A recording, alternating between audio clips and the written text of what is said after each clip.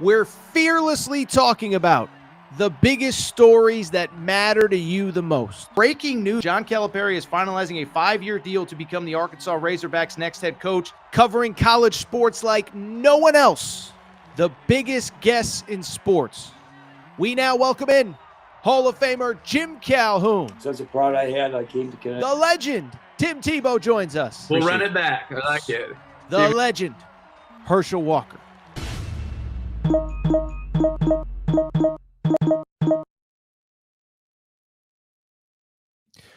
Welcome in, everybody. Little Tuesday morning edition, Air Torres Sports Podcast. I'm your host, Air Torres. Hope everybody's doing well. Hope everybody's having a great day. I hope everybody enjoyed the long holiday weekend. How about this? 5 days of football is now in the books. Mentioned this last Thursday and on Sunday's show as well, but we'll be going live probably Tuesday and Thursday mornings going forward. So this is the first Tuesday morning show we've had in a minute, but we appreciate your support. We're fired up to talk. First of all, we are going to talk that Bill Belichick debut. Sort of a train wreck. We'll discuss that. From there, we will continue the conversation talking a little bit about some of the other big stories from the weekend. We did a Sunday reaction show. Appreciate everybody tuning in. But we'll talk a little bit about Kalen Deboer. More bad news for Kalen Deboer. We'll talk a little bit about Joey Aguilar with his debut at Tennessee, Miami. We'll cover a lot of ground. By the way, Brian Kelly and James Franklin both had some pretty funny things to say on Monday following their victories. Before we get started, a couple quick reminders. One, make sure you're subscribed to Aaron Torres Pod YouTube channel. YouTube channel closing in on 60,000 subscribers. We appreciate all of the new subscribers who found us this weekend. We had a lot to say about Deboer and a lot to say about Nico Iamaleava, and the channel was on fire. We appreciate your support. Turn on the bell notifications so you know when we're going live, but also make sure to subscribe. And if you listen on podcast, you can always download on Apple and Spotify. Give us a quick 5 stars as well. Before we get started, do also, because we're headed into week 2, y'all want to make your bets. And I want to thank our official friends, our official hotel and casino sponsor. You already know I got to go ahead and give a shout out to our friends at Circa Casino, Circa Sportsbook. Okay. So bottom line is, look, producer Matt and I were out at the Circa Casino in Nevada a few weeks ago. It's not too late, by the way, to sign up for the Circa Millions and the Circa Survivor. They're 2 big contests. You got to be in Nevada to do that. You can sign up for a proxy to put your picks in if you do not live in the state of Nevada.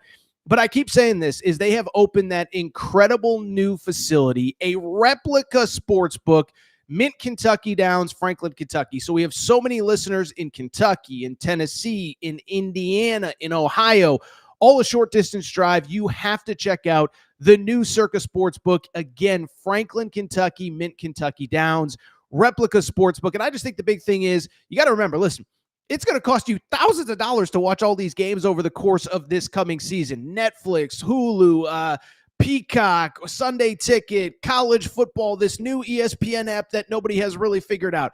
Guess what? You don't have to do all that. Just go to Mint Kentucky Downs, the Circa Sportsbook there. You're going to love it. The hospitality is great. The scenery is great. I'll be doing some live shows there in the future, so make sure to check it out for yourself. All right, let's go ahead and get into our busy Tuesday show. By the way, drop your questions and comments, your thoughts on week 1. We'll Belichick, Nico, whatever you want to talk about. I want to hear from you what your biggest takeaways were from week 1. But with that said, no more time to waste. Let's get to the topic of the day. Topic of the day. Listen, the great thing about recording here on a Tuesday right after Labor Day, we actually have some college football to react to, and we always have a Monday night game. It doesn't always deliver an interesting result. I think last year was Boston College, Florida State. I guess in some ways it did deliver an interesting result because that was when we realized Florida State stunk. But this was a big one. Monday night, Chapel Hill. They are calling it Chapel Bill now, the debut of Bill Belichick as the North Carolina Tar Heels head coach, the debut of Bill Belichick as a college football head coach. And so we all knew what we thought coming in. There was so much excitement. Listen, I'll say this. I actually thought ESPN and North Carolina put on a great stage, a lot of great scenery for that game. Michael Jordan was there. Randy Moss was there supporting his former coach. Teddy Bruschi was there. It was really awesome. right until the game actually got played. And that is because, it was a laugher. Final score 48-14. North Carolina loses. And I'll just say this. A lot of takes coming out. Listen, I had a few jokes on social media about, Bill Belichick with and without Tom Brady. But this is going to be a process. I think I'm a little surprised by the final result. But I don't know that I'm stunned that they lost, and even to a degree in the manner that they lost. Okay, so as far as the game is concerned, listen, we don't have to break it down play by play, minute by minute. But you know the deal, right? North Carolina gets the ball, opening drive. This Gio Lopez, the transfer from South Alabama. Gio Lopez looked like, freaking Tua Tagovailoa on the first drive. Lefty dropping back, hitting his receivers. They score a touchdown, and it's like, oh, it's game on. Maybe Bill Belichick has changed. Maybe Jordan Hudson has turned him into a changed man.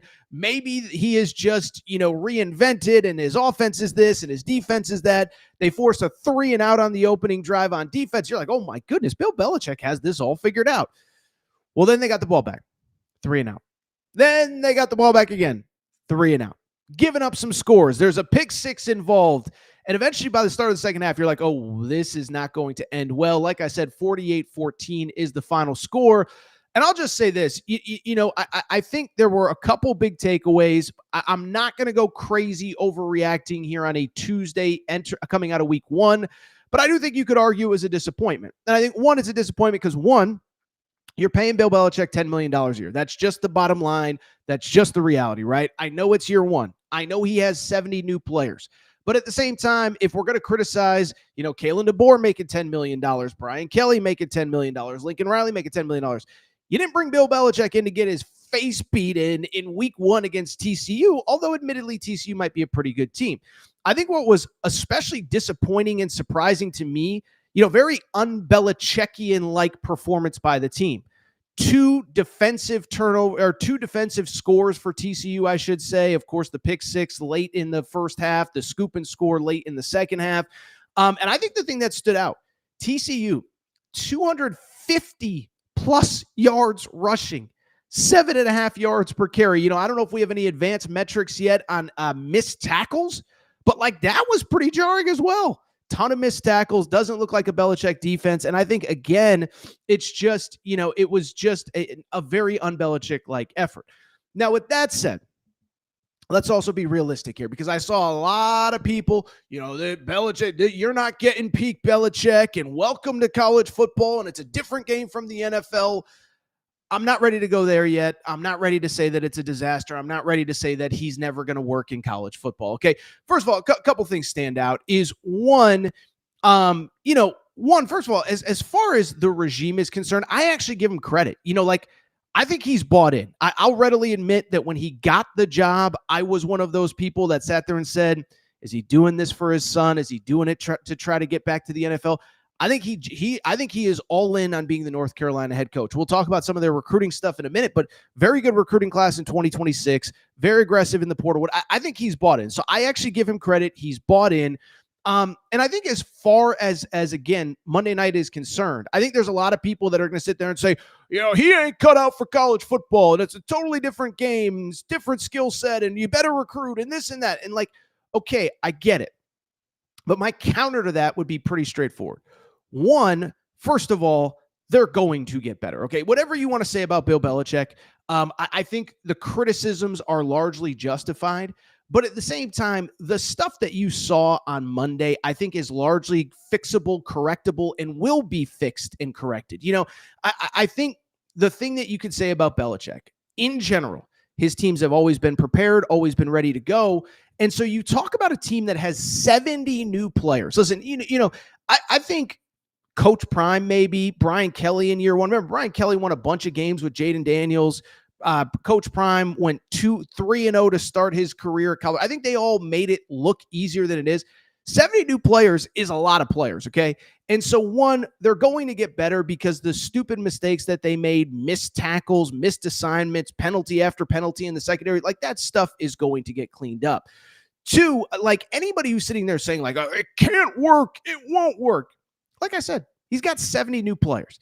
And, you know, the thing is, I'll say this, like, I am not somebody who necessarily like follows the college football transfer portal with a fine tooth comb, a guy that, you know, I think I know the college basketball transfer portal a little bit better, to be perfectly honest. But you know who the guys are in the transfer portal. You know who gets the guys that make a difference, and you know who don't. So it's not only that he brought in 70 new guys. He basically brought in one high-profile high school recruit, a quarterback who definitely isn't going to play this year, you know, 4-star kid, whatever. Everybody else was a project, a projection, fill roster spots, whatever. But even in the portal, I think what's worth noting, how many real difference makers did he get? Again, you know who the guys are, right? Go watch LSU. Patrick Payton for LSU, the kid from Houston, the safety who was suspended for the first half. Like, that kid came in, AJ Halsey, and was a difference maker the second he stepped on the field. Patrick Payton, a difference maker the second he stepped on the field. By the way, a couple of their best players at the portal as well. Bo Atkinson was balling for Ohio State. He came from North Carolina. Texas Tech, we know how much they spend in the transfer portal. They're starting left tackle from North Carolina. So most of their best players left. I don't think they got the cream of the crop in the transfer portal. And we're talking about 70 new players. And I know what people will say, oh, you know, well, Coach Prime, he won his season opener. It's like, whatever you think about Coach Prime, whatever you think about Shedeur is an NFL quarterback. So Coach Prime was starting with a starting quarterback and the best player in college football to begin his regime at Colorado, with Travis Hunter playing wide receiver and cornerback. But you could quickly see right away it was going to take more than one season for Coach Prime to figure it out. And to his credit, wins 4 games in year one. Was it 3 or 4? It was 4. They went 4-8 overall. And then, you know, year 2, they won 9 games. And we'll see what they are in year 3. But it doesn't change the fact that even for Coach Prime, it was a process. Even for Lincoln Riley, who brought the number 1 overall pick, by year 2, you kind of saw the cracks in the foundation. Brian Kelly had success in year 1. Year 2, couldn't get stops on defense. So I just bring it up because, you know, anybody who expected a completely finished product from Bill Belichick on Monday, it's just unrealistic. And so I know on a Tuesday here, you know, in September, you want the hottest takes imaginable. I can't give them to you because I just think it is going to be a work in progress. It's going to take time, and I think they're going to get better over the course of the season. Now, the good thing, if you're North Carolina, that schedule is god-awful. Okay, so first of all, I think small picture and big picture, I think the big picture is it's clear that, like I said, I think it's clear he wants to stay. I think it's clear he's building a foundation. I think it's clear that, to me, he is not only somebody that just is trying to use this job for a year to get back to the NFL or use this job for a year to get his son a head coaching job. I think he wants to be there because I mentioned, you know, the high school recruiting in 2025 when he first got there. Their 2026 class is actually very good. 2026 class is top 20 nationally, 4th in the ACC behind only North Carolina, Clemson, and Florida State. So the point I'm trying to make, he's recruiting well in the high school ranks. He's staying there long term. And I think, to me, that's the bigger picture. Yes, you're paying him $10 million a year. Yes, you want it to look better in game 1. But no, I'm not going to freak out. The other thing I would say is, have we seen North Carolina's schedule? It's pretty bad, okay? So North Carolina, outside of this TCU game, I think you could actually argue this TCU game is maybe their second toughest game on the schedule, okay? They play Charlotte, followed by Richmond. Then they play UCF, which, of course, is coached by Scott Frost now. UCF, by the way, won a barn burner 17-10 against Jacksonville State on Saturday. So it's not like, you know, UCF is any great shakes, right? Then you got Clemson. Going to be a tough game, not going to lie. But after that, you basically get the rest of the bottom crap part of the ACC. There's no Miami on the schedule. There's no Florida State on the schedule, which all of a sudden looks much more daunting. There's no SMU coming off a college football playoff appearance. There's no Louisville, who a lot of people think could be a college football playoff dark horse. So I think you can literally argue that of the 5 best teams in the ACC, you don't play 4 of them. The one game you do get, Clemson, is at home. Now, I think that could get ugly. And then, oh, by the way, you also play the bottom of the league, the dregs of the league, the awful, terrible, you know, bottom of the barrel of the league. You play Stanford. Stanford's pretty bad. Stanford just lost to Hawaii, which Hawaii then proceeded to get destroyed by Arizona on Saturday. You get Wake Forest, new head coach.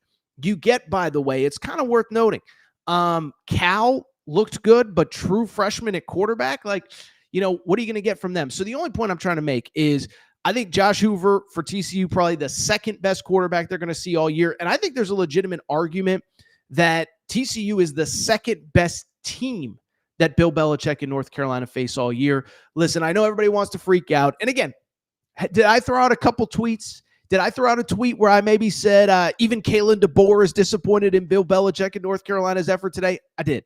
Did I maybe throw out a tweet with a picture of Butch Jones saying this is what Bill Belichick's life would be like if Tom Brady had never been born? I did. I had a little bit of fun, but I'll be real. Is like, if you want me to come on here and completely overreact and say this is the worst hire that's ever been made and he's totally washed up, I don't think he's washed up, but I do think it's going to be a process, especially when you don't have better players than a lot of your competition.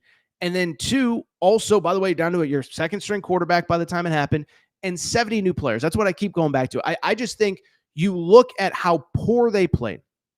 You look at the fact that, again, I think a lot of what went wrong was fixable. A lot of missed tackles, getting blown off the line of scrimmage. And so, yeah, it was not pretty, but I'm not going to freak out. Bill Belichick, I wouldn't give him an A for his debut, but guess what? He's going to be fine. He'll figure it out. I still think they get to like 7-5, 8-4 this year. And then I think we really start judging them year 2, year 3 as things really continue. But yeah, it was ugly, man. You know how it was ugly? Because by about the middle of the third quarter, early third quarter, I was already looking for stuff to do around the house to get ready for Tuesday. I started cleaning up the kitchen, started washing some dishes. It was very bad. All right, this is what we're going to do. We are going to take a quick break. We're going to come back. When we do, you know what else was bad? Alabama on Saturday, okay? So it's not only that Alabama lost, it's the manner in which they lost. And then Monday, of course, had every team has Monday press conferences with their coach. Kalen Deboer had a press conference. It did not go well. More and more stuff is coming out of Alabama, and I'm starting to wonder, this just might not be the right fit, the right guy for the right school. We're going to discuss it all next. Quick break. Be right back. All right, we're going to get back to the show in a minute, but before we do, I have so many people that reach out and say, Torres, you give me hours and hours and hours of free content every day, every month, every year. What can I do to help support the show? Well, you want to support the show and look good in the process. Make sure to check out and support the Aaron Torres Media merch store at aarontorresonline.com/merchandise. Some of you wondering, what can I get in that merch store, Torres? Well, Kentucky fans, we got our Mark Pope Hope and Pope t-shirts. That is right. Mark Pope, monster first year. Year 2 is going to be even better. Get your Hope and Pope t-shirt at aarontorresonline.com/merchandise. Arkansas fans, the Big Pig Invasion is coming. It is here. John Calipari has things rocking. Get your Big Pig Invasion tees. Again, aarontorresonline.com/merchandise. St. John's fans, we have our Big Rick Energy t-shirts. And if you're just a college basketball fan in general, guess what?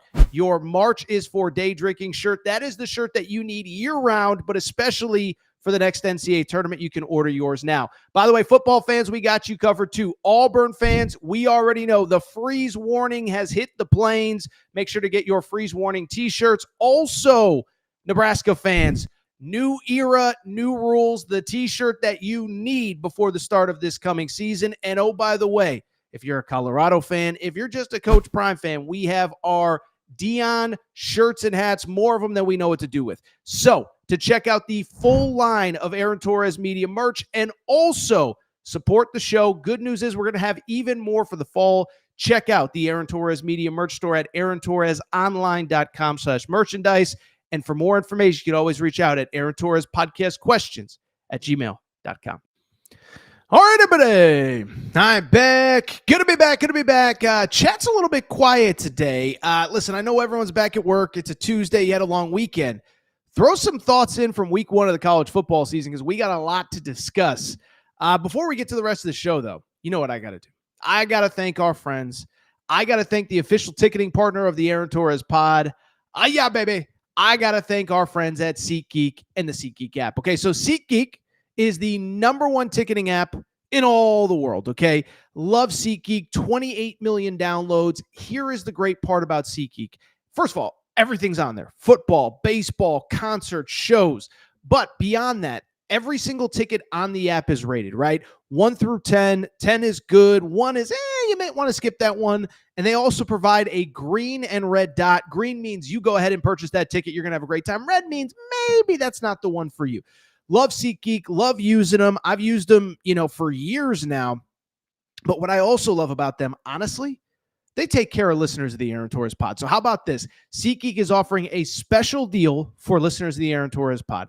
If you use the SeatGeek app, download the SeatGeek app, use promo code Torres. That's promo code TORRES. And you get, how about this, $20 off your first purchase. By the way, doesn't just have to be a game, right? If you're going to a concert, a show, you want to go see a Major League Baseball game, if you live in Atlanta or LA or wherever, SeatGeek.com, use promo code Torres, gets you $20 off any ticket on the SeatGeek app. So many of you have used it. By the way, if you do use the app, if you do use the promo code, tag me on Twitter at Aaron_Torres. Tag me on Instagram at Aaron Torres Pod. I want to know where you are, how you're using it. We just had a listener use it at the Dodgers game the other night, so we appreciate your support. SeatGeek.com, promo code Torres. SeatGeek.com, SeatGeek app, promo code Torres, $20 off your first purchase. With that said, let's go ahead and switch gears. Let's keep it going. And we do have to go back to what I think is the biggest story in college football right now. It's funny. It's funny kind of seeing the college football crowd versus the non-college football crowd in terms of interest. A lot of NFL people swoop into week one. They're looking for football. They want to watch something. And it was funny because it felt like, to me, coming out of Saturday, the big conversation everybody wanted to have was Arch Manning, but I think everybody had the same take on Arch Manning. Did not look good. How much is on Sark? How much is on him? Maybe he's overrated. Maybe he's not. Everybody kind of had the same take. What I don't think enough people were talking about, though, in the college football world, they were. But again, I think a lot of people thought that Arch was the biggest story. To me, by far, the biggest story is what happened in Tallahassee, Florida. Tommy Castellanos standing on business. Gus Malzahn standing on business. Final score in Tallahassee, Florida State 31, Alabama 17. Now, really quick, I want to get to some stuff from Kalen Deboer this week, but let me start by saying this, because I've had a lot of Florida State fans like, show us some respect. Show us this. And listen, I'm the guy that had Florida State covering the 13.5. I'm the guy that a week ago at Circa Sportsbook, when I was in Nevada, took the over on Florida State at 6.5. So I'm a Florida State believer, but this wasn't about Florida State. This was about Alabama after an offseason in which they promised us this is going to be different. This is going to look different. This is going to feel different. We are different. We're mentally tougher. We're a closer team than we were a year ago. A year ago, there were some guys that weren't fully bought into everything that Kalen Deboer wanted to do. But guess what? Now we're all bought in. Now we're all rowing in the same direction. Now we're just a different team and a different program and whatever.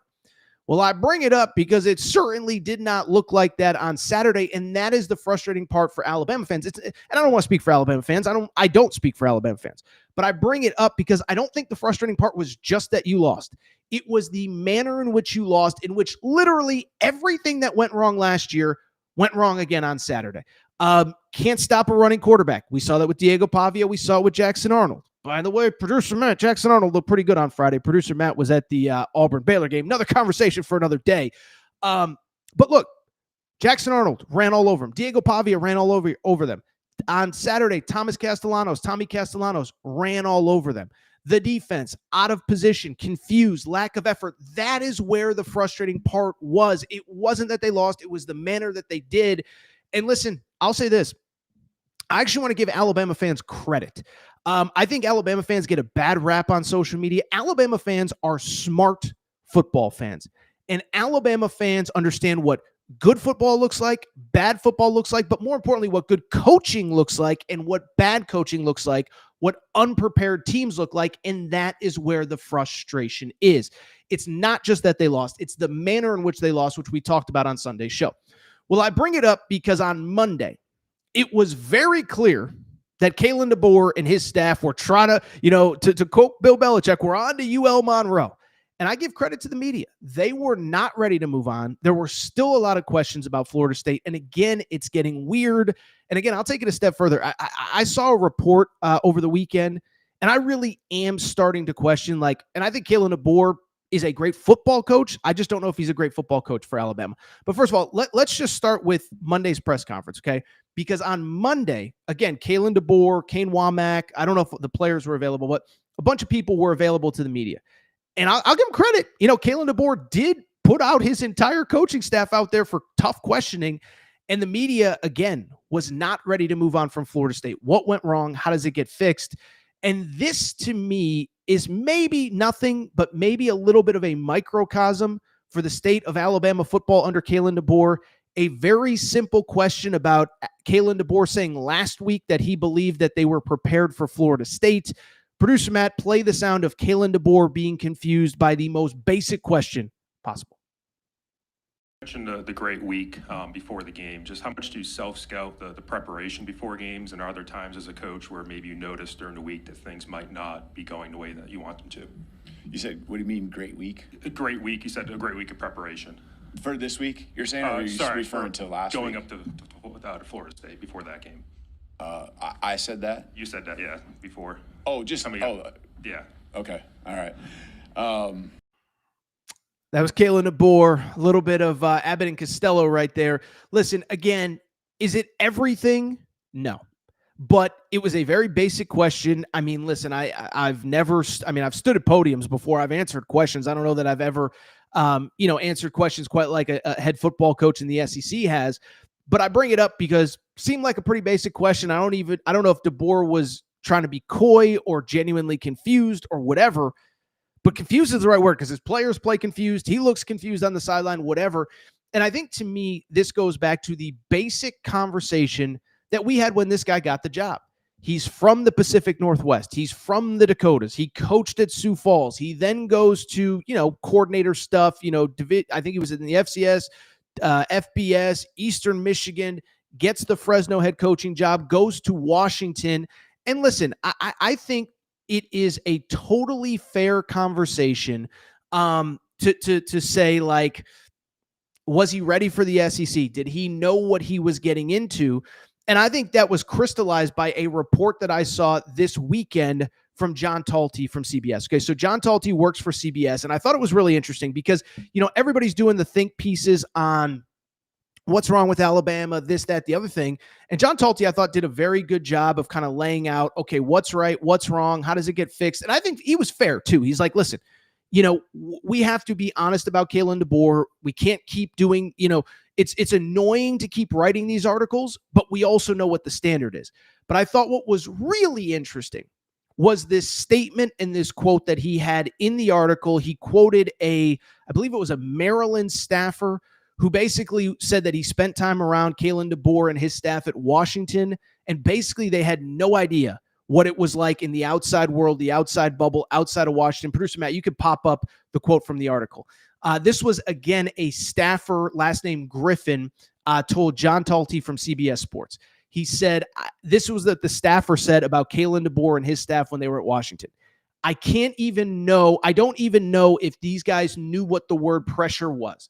I think that they were living in the fantasy of, here we are, we're just going to win games. Let me show you the locker room. Everything was so casual and peaceful. I remember thinking to myself, God, these guys got it great. There's no pressure here.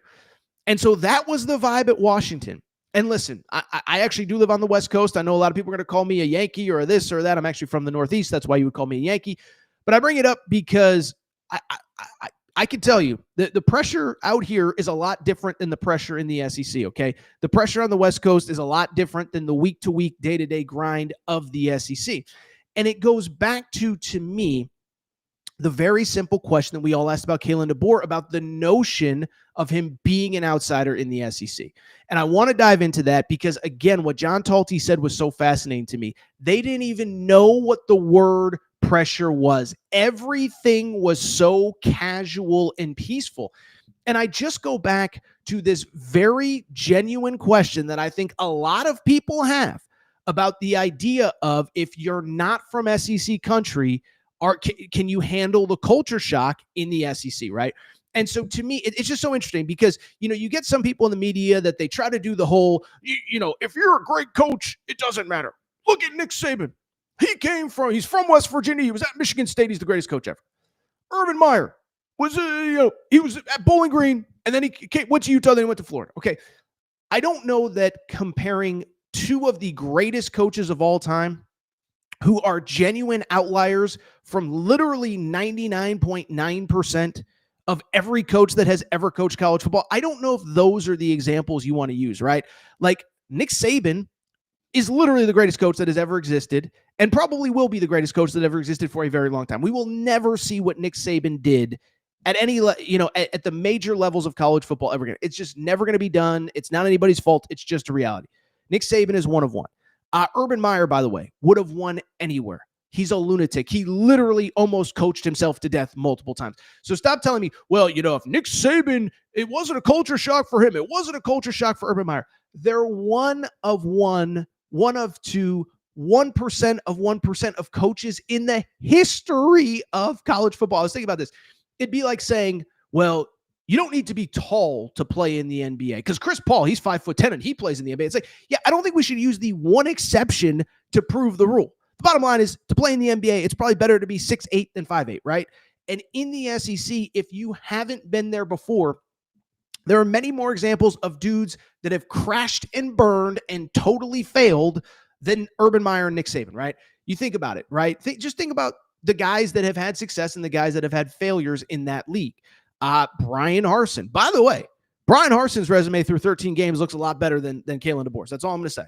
But the fact remains, Brian Harsin, it's different. I get it, blah, blah, blah. And then he gets there. I know you don't get it. You don't know what it's about. By the way, I see a couple Arkansas questions in the chat. We all remember Brett Bielema. He comes from the Big Ten, 3 straight Rose Bowls. Oh, my goodness, he's got it all figured out. Didn't work out so well at Arkansas, right? I think even like Brian Kelly, I think has been humbled over the last couple of years. And if LSU didn't basically have unlimited resources to get him the highest paid defensive coordinator, he readily admitted they spent about $18 million over. I don't know if it was for this, I think it's about a $20 plus million roster when it's all said and done. So even Brian Kelly's been humbled. So this notion that if you're the right guy, you could just, it's like, no, Nick Saban's one of one. Urban Meyer is one of one. Stop telling me that all of these guys can be it doesn't exist. And so the bottom line to me is I think these next couple weeks for Kalen Deboer are absolutely going to be fascinating. And I do think that I would genuinely agree with what John Talty wrote, that to me, Kalen Deboer looks much more like the rule and not the exception, much more like a Brian Harsin, a Butch Jones, a Brett Bielema than he does a Nick Saban or an Urban Meyer. Now, the good news is there's time to change things around, but the bad news is, like, if you lost to Florida State in the manner that you did after you had a whole offseason to fix things, what makes us think it's going to be any better when you start playing real teams again? You got Georgia at the end of this month on the road. Good luck with that. You got Oklahoma at home. You got LSU at home. You got Tennessee at home. I promise you, all 3 of those teams looked much better than you did over the course of this past weekend. You got to go to South Carolina. Looked pretty good on Sunday. You got to go to Auburn. I'm sorry. Jackson Arnold already beat you once. Hugh Freeze easily could have beat you 2 years ago when you had Nick Saban. So I'm just saying, like, no, we don't need to give up on the entire season right now. But yes, we very much need to look into reality. And the reality is that Kalen Deboer does not look like the guy that he was sold and that many, including me, thought he was going to be when he got there. The team is undisciplined. I saw a stat, I don't know if it's true, that every single game he's coached in at Alabama, they've had more penalties than the opponent. I couldn't confirm that stat, but I will tell you, undisciplined, out of position, everything, like every check mark of a poorly coached team. That's what Alabama was on Saturday, and that's what they were by the end of last year. By the end of last year, you could see that standard slipping. You could see the dumb penalties. What was it? Malachi Moore kicking the football at Vandy, the dumb penalty at Tennessee that, didn't cost them the game, but kind of cost them the game. And it's just trickled over. And so I'm ready to give it time. I'm willing to give it time, but you got to figure this thing out in a hurry because, listen, somebody in the chat, and Matt, you could pop up the comment about there's 70 million reasons why Kalen Deboer isn't going anywhere. Like, I do agree with that comment from that commenter, and I appreciate you guys listening here on a Tuesday morning. But my counter to that is, I get what you're saying, but my counter to that is go 7-5 and find out. Go 8-4 where you don't beat anybody of note and find out. And again, after what we saw on Saturday, what makes us believe that it's going to be different when you play Oklahoma, that it's going to be different when you play Auburn? By the way, the other stat on Deboer that's jarring, 2-5 away from Tuscaloosa. So they still got, 4 road games in the SEC? Like, still got to go to Missouri, still got to go to Auburn, still got to go to South Carolina. There's some tough games on the schedule, let alone LSU, which look good, Tennessee, which look good, etc. And so, yeah, I think there's something there. No excuses. And lastly, can I just say one last thing on Kalen Deboer? By the way, the chat is picking up. We appreciate your support here on a Tuesday morning. Somebody said, please don't bring up the coach that followed Brett Bielema at Arkansas. I will not. His name will remain nameless. But what I was going to say was the last thing. Can I just say this really quick? Can we stop with it was going to be, it's unfair to compare Kalen Deboer to Nick Saban. Well, yes, it is. But stop with this notion that it's unfair to have high expectations for him, because that's what I keep saying. Well, nobody was ever going to be able to replace Nick Saban. It's like, yeah, I get it. But I also get the notion that he understood, or he thought he understood. He knew what he was signing up for, to say the least, right? So don't give me this excuse of nobody could have replaced Nick Saban. Okay, I get it. But he had a good deal at Washington. In that John Talty article, he referenced there was a contract on his desk that would have paid him over $9 million a year to stay at Washington. Once he got on that plane to come to Tuscaloosa, he knew what he was getting into, and he knew the standard. I don't want to hear excuses. I don't want to hear, nobody could replace Saban. I don't care. What I would also say, too, about Deboer, last year, maybe the most talented roster in college football outside of Ohio State. This year, you guys have the blue chip rankings probably off the top of your head. It's a top 2, top 3 roster. That's all I'm saying. And so I don't want to hear that. I don't want to hear excuses about how nobody could do this. No. It's not, again, that you're losing games. It's the manner in which you're losing them that is driving every Alabama fan crazy, and I think they have every right to be mad. All right, so what we're going to do, we're going to take one more break, come back. When we do, some fun sound from Monday. James Franklin, you got to hear what he said, Brian Kelly, etc. And also, I do want to talk very quickly about a team that we did not talk about on Sunday's show, Tennessee Vols. Think they may have made a quarterback upgrade. We'll talk about them, get to some of your questions. Quick break. Be right back. What's up, everybody? It's AT, and I've told you before, when I'm on the road, when I'm podcasting, sometimes you end up looking like a slob. Look at me, mismatched socks, I'm wearing shorts. What am I doing? The folks at FioBox said, Torres, let's get you some fresh gear to look better when you're on camera. Well, what do you think? This is all part of the spring collection for FioBox. These jeans, perfect when I want to go to games, casual, serious, business casual, you name it. Got the quarter zip. And oh, by the way, we got this perfect zip. This is the perfect spring, summer zip that you can wear when you're out with friends. Maybe it gets a little chilly. Maybe it's a little chilly in the morning. Perfect for all occasions. So this is what I need you to do. If you like what you see, and you should, what I need you to do is visit fioboc.com. That's fioboc.com, FIOBOC. By the way, FioBoc has a special promo code for listeners of the Aaron Torres pod. Use promo code Torres and get 20% off your purchase. Thank you again to FioBoc. By the way, make sure that you're following them on social media at FioBoc, FIOBOC. Thank you, FioBoc. All right, everybody. I'm back. Good to be back. Final segment of the show. So good to be back. I want to get to a couple of your questions and comments in the chat. First of all, Blank Name says, damn, CP3, yeah, Chris Paul catching strays. He's at least 6'1". You get the point, though, Blank Name. I mean, listen, and for people who missed it, I said, stop saying that, if you're good enough, you can come to the SEC even if you have no SEC experience. Okay, I get it. Just because Urban Meyer and Nick Saban, who combined for 10 national titles between them, were able to do it, it doesn't mean that everybody else can. And I feel like, saying that is like saying, oh, well, Chris Paul's 6 feet. He plays in the NBA. Why can't you play in the NBA? It's not really that simple. I think Blank Name also had an interesting point. He said Kalen Deboer could have had a legacy at Washington, but decided to follow the GOAT in a place he had no business being in. He deserves everything he gets.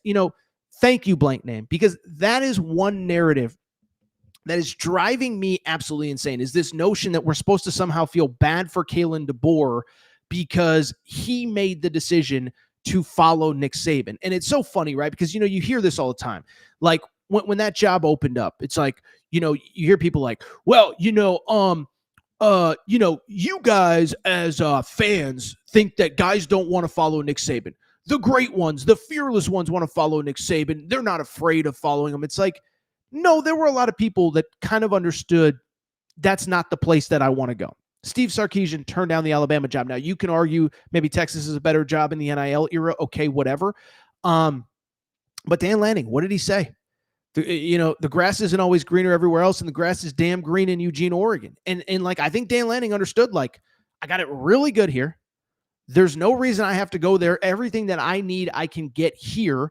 And with Kalen Deboer, that's exactly right. He could have built a legacy at Washington, and he chose to follow the GOAT in a place he had no business being in. He deserves everything he gets. Listen, whether he knew it or not, he should have known what he was signing up for. And you can tell he's on tilt right now. He's definitely on tilt. Really quickly, Malcolm with a great comment says, you've got to be a fanatical football-obsessed maniac to coach in the SEC. Malcolm, I think more than a fanatical football-obsessed coach, I think what you have to be able to do is block out noise. That was Nick Saban's greatest thing. We all know he wasn't on social media. We all know he had no awareness of what was going on outside of his building. I just think when you have a bad week, when you have a bad game, when your team, whatever, you can't let it get to you. And I'm not claiming I know Kalen Deboer. Maybe he does a great job of blocking out the noise, but I just, it's not just being a fanatical football obsessed maniac. I think it's having the disposition of like every single day, keeping a level head, whatever. They say the same thing about Kirby Smart. Even after a loss, he's the same guy the next day. He blocks out that outside noise. And I just think, it's a mentality more than it is being football obsessed. I think it's just a mentality, a mental toughness that not only does, I don't know if Kalen Deboer has it, but I know that his team doesn't right now. Before we get to the rest of the show, some very interesting sound from over the last couple of days. By the way, I got a little bit of a runny nose here, so sorry for scratching my nose. But you know what I want to do right now? I want to thank our friends. I want to thank our partners. I want to thank Collie Puffs and ColliePuffs.com. Okay, so ColliePuffs.com, family-owned company, not far. So I've told you this story, right? But the bottom line is it's football season. You're on the couch. You're sitting there all day. You probably watched 50 hours of college football this weekend. And guess what? Thursday, it starts again with Cowboys, Eagles, into Chiefs, Chargers, into all day Saturday, into all day Sunday. So you need a snack that's healthy but delicious, something you're going to love, something your kids are going to love. People, you need Collie Puffs. Okay, like I told you, family-owned company, not far from where I live.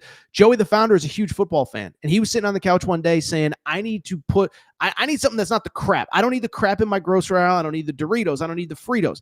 I need a snack that I'm going to love, my kids are going to love. He came up with Collie Puffs, okay? Baked, not fried, avocado oil, no grease, healthy ingredients, but they taste freaking delicious, okay? So many of you have tried it. We appreciate your support. But if you want to continue to support the show, this is what I need you to do. I need you to go to ColliePuffs.com. That's CAULIPUFFS.com. ColliePuffs.com. Guess what? Use promo code Torres. You get 15% off any purchase. You want to buy one bag, you want to buy 100 bags. ColliePuffs.com, promo code Torres gets you 15% off. Thank you to Collie Puffs. We really appreciate your support. By the way, producer Matt, real quick, we mentioned this. A lot of people, Bama fans, may be finding this show for the first time the last couple of days. Torres on Bama. If you're on Twitter, Torres on Bama. It's all my work, everything Bama related. And there's a lot to talk about. Drew is our intern that helps run the page. He's a student at Bama. We appreciate his support. Torres on Bama for all your late-breaking Bama news. All right, just want to get to a couple quick things that I saw over the weekend. A little bit of a heavy conversation about Kalen Deboer. Let's get to some lighter stuff. First of all, I'll tell you this. Maybe the only person who had a worse Saturday than Kalen Deboer was Paul Feinbaum. And, I'm not in the business of criticizing other media members. Feinbaum, I don't believe he believes half the stuff that he says. He just says stuff to make headlines and get clicks and whatever. I don't care. It's not really how I do things. I prefer to believe what I say, but I don't really get all bent out of shape, because he basically, I think, just makes, I think I've said it before. I think he's literally got like a dartboard and he just throws darts. Okay, today I'm going to talk Arch. Today I'm going to talk Lincoln Riley. Today I'm going to talk Dion. Today I'm going to talk whatever. Well, I bring it up because he was the guy that in the summer had the quote about Arch Manning is going to be the best quarterback we've seen in college football, the most complete player, I believe was the exact quote, since Tim Tebow. Well, I bring it up. Arch Manning certainly did not look like that on Saturday against Ohio State, and Ohio State fans certainly helped get that clip going virally again on Tuesday, over the weekend, excuse me. Well, I bring it up because on Monday, how about this? Brian Kelly going on Feinbaum. Brian Kelly kind of threw a little shade at Feinbaum. Let's take a quick listen.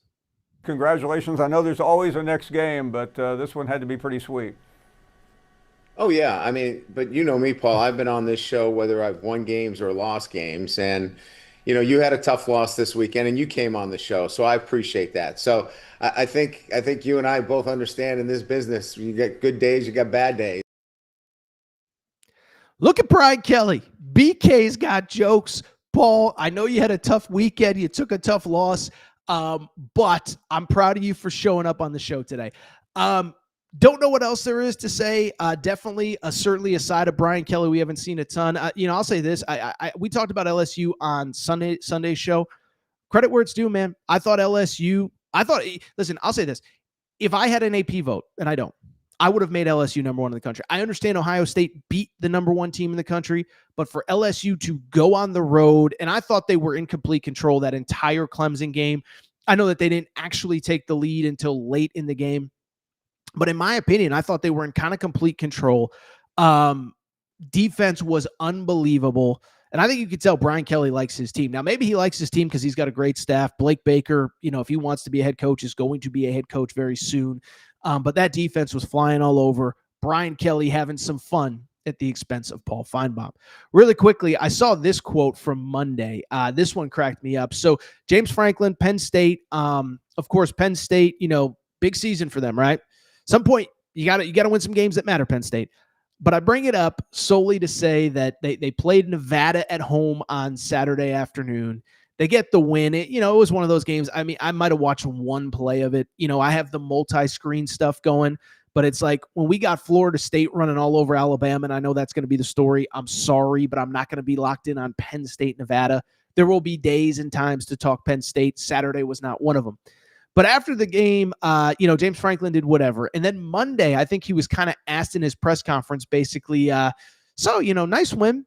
What do you do on a day like Saturday where you get a nice win? Do you go home? Do you watch football? Here is what he told the press on Monday at Penn State. Time I get out of here after the press conference, shower, get all my stuff together, get back to the office, then get home. It's usually a little bit later than most. But then I go in, I make small talk with friends and family in the kitchen for about 13 minutes. Then I tell everybody I'm going down the basement. I'm not trying to be antisocial, but I want to go down the basement and watch games. And if they want to come down, great. But they all know not to come down and start peppering me with questions. And then I sit sometimes in my boxers and a T-shirt and watch games and try to relax and enjoy it. I don't know if that's the answer you're looking for. It was a long one. I apologize for the visual of me sitting on my boxers in my basement, but that's usually what it looks like. Was that, listen, Brian Kelly mocking Arch Manning was maybe the most relatable thing I've seen from Brian Kelly. James Franklin, just a man of the people. When I'm tired at the end of the day, all I want to do is sit in my basement, watch football in my boxers, and not be bothered. I love that. I loved everything about it. Very relatable, as I said. It's funny. Doing what I do, you talk a lot, right? Surprise, surprise. I host an hour-long show where I talk to myself basically for an hour and I talk to an audience. And at the end of it, I don't really want to talk. Just kind of want to sit in my boxers and watch football. So I thought that was very relatable from James Franklin. Penn State, by the way, very, very quiet first couple weeks of the season. The big one, of course, give it a couple weeks. They play Oregon at home here in a couple weeks. But Penn State, man, interesting quotes from James Franklin, but they got a nice little cakewalk into week 4 where they'll play Oregon at home. That is a night game. I think that's the same week as Bama, Georgia. I mean, Bama might be like 1-2 by then. So, I mean, maybe that game won't really take priority. But Penn State, nice, easy, comfortable 46-11 win. And James Franklin celebrated by sitting there watching in his boxers. Really quickly, I want to get to some Tennessee stuff in a minute. But first, I'm just going to spend a half a second on the Miami Notre Dame game. We didn't do live reaction on Sunday night, and it just felt like this game's going to be 48 hours old by the time most of you listen to this. But I just want to give Miami some credit. They win 27-24, and a couple things stand out to me. First of all, where Aaron was right, I think Carson Beck listen, I know he's an interesting character. He doesn't strike me as a guy that's super likable. I think Georgia wasn't necessarily terribly upset to see him go. He dated one of the Cavender twins. She hasn't had very nice things to say since they broke up. Okay, I get it. But at the same time, 2 years ago, led Georgia to a phenomenal season. Last year, I thought he got kind of a bad rap. Remember, Georgia led college football in dropped passes. He still threw 28 touchdown passes, by the way, completed about 67% of his passes. So I thought he got a raw deal. Want to give him credit. Thought he played well on Saturday. But you know who I actually want to go ahead and give credit to? I want to go ahead and give credit to Mario Cristobal, okay? I put out a pretty viral tweet, but the bottom line is that Mario Cristobal took over at Miami the same year. If you remember, that was the offseason where every big-time job opened up, right? USC opens up. They hire Lincoln Riley, which then leads to Oklahoma opening up. LSU fires Coach O.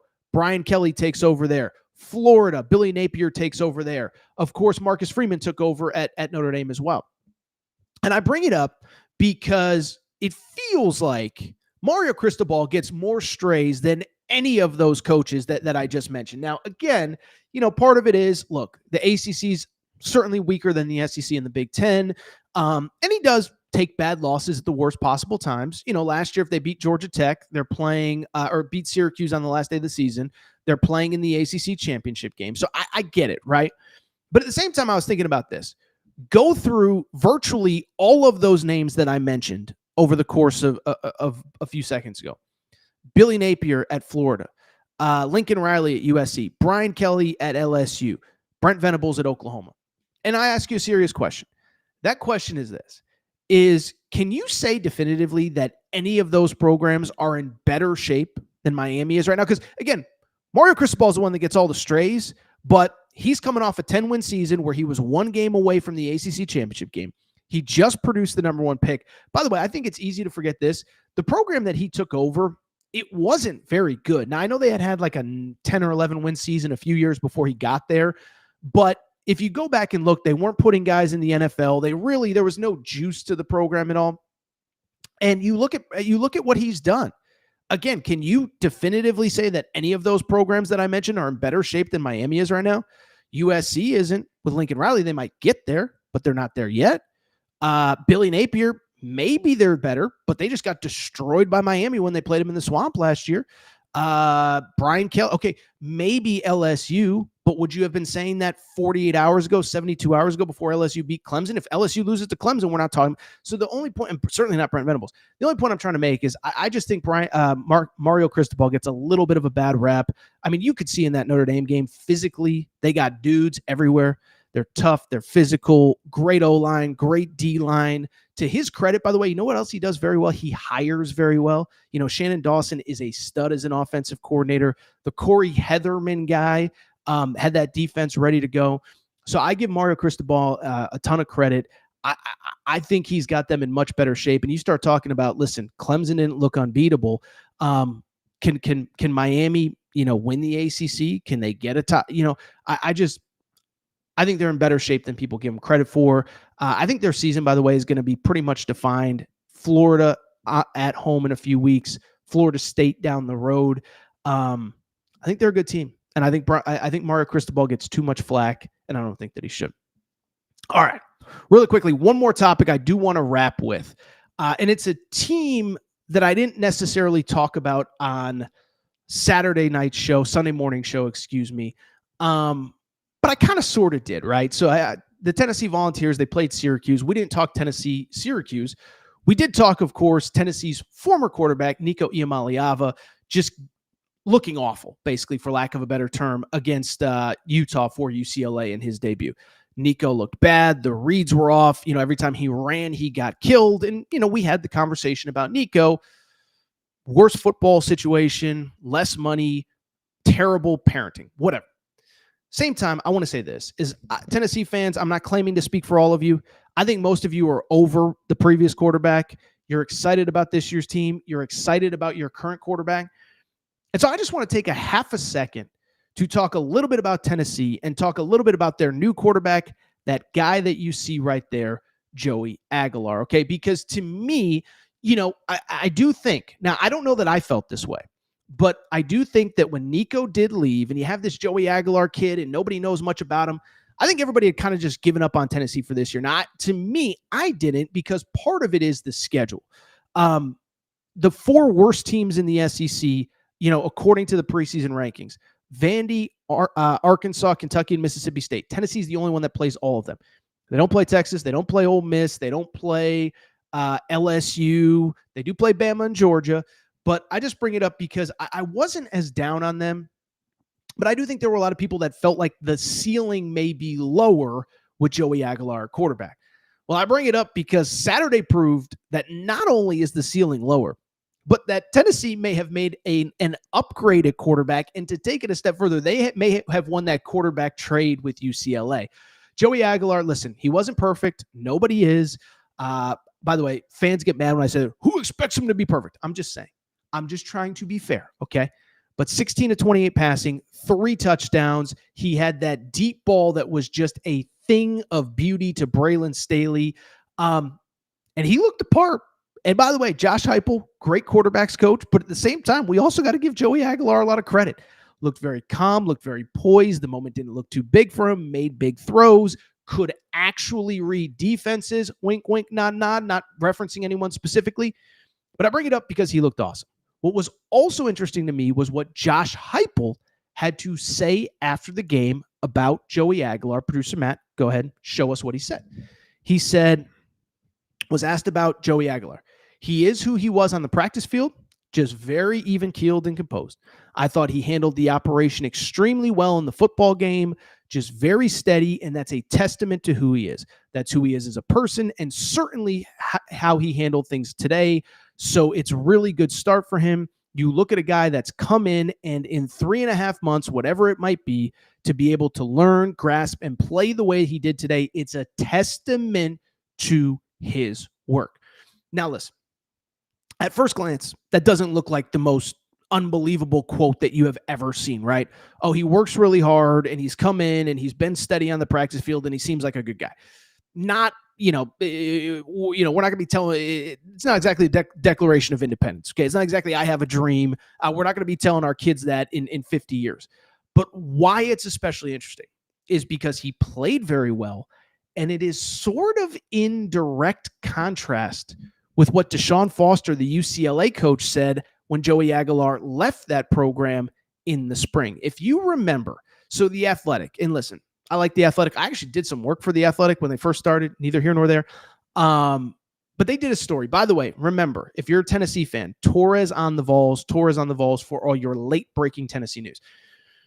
Bring it up because The Athletic did this weird piece in the summer. It was right around Big Ten Media Day. It was when Nico made his debut at Big Ten Media Day. And I like Bruce Feldman. But it wasn't just a puff piece. It was almost like embarrassing how much he gassed up the UCLA program. But there was an interesting quote that I think justifiably upset Tennessee fans. You could pop it up, Producer Matt, because there was a line in that article that said UCLA had brought in Appalachian State transfer quarterback Joey Aguilar last winter in hopes he could spark the offense. But halfway through the spring, Foster wasn't sold on his quarterback's connection to the receivers and his film study habits. Okay, so it's not a direct quote of Deshaun Foster, but at the same time, it was such an unnecessary shot. This kid comes in, he does everything right. You recruit over him with Nico Iamaleava, and that he didn't connect with the receivers, and that his practice habits aren't good enough.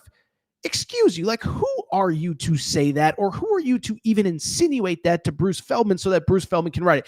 It was clear that Deshaun Foster was trying to get the message out. Hey, don't blame me. It was on that kid over there. He wasn't good enough. We had an obligation to replace him, okay? I thought it was a BS line. I thought it was total crap. And I just bring it up because Joey Aguilar kind of proved some people wrong on Saturday, right? The idea that he didn't connect with his receivers at UCLA, well, guess what? Seemed to connect with them pretty well, at Tennessee. As I said, 16 to 28, 247 yards passing, 3 TDs. And as I think more and more about this situation, I think Tennessee upgraded at quarterback. And a couple things. One, as far as the Deshaun Foster quote is concerned, like what's especially insulting is if you actually know Joey Aguilar's story, like no one could ever question the kid's work ethic. Went to 2 different JUCOs. At both JUCOs, had to earn the starting spot, was not given it to him. Then goes to App State, is a backup, earns the starting spot. So the fact that Deshaun Watson even said that, it kind of pisses me off. And I'm not even a Tennessee fan. I'm not an Aguilar. I don't know Joey Aguilar, whatever. But 2, on top of that, to question his work ethic, to question whatever, to question his connection with receivers. Well, guess what? The connection seemed pretty good to me on Saturday afternoon. 16 to 28, as I said, 247 yards, 3 touchdowns. And I'll just sit there and say this, Tennessee fans, I don't want to speak for you, but one of the sentiments that I got a lot over this course of this weekend was, I think we upgraded at quarterback. I think we're better at quarterback today than we were a year ago. And I do think that Joey Aguilar, all of a sudden, the ceiling on Tennessee feels a lot different thanks to Joey A. I think they're calling him Joey Football down in Knoxville.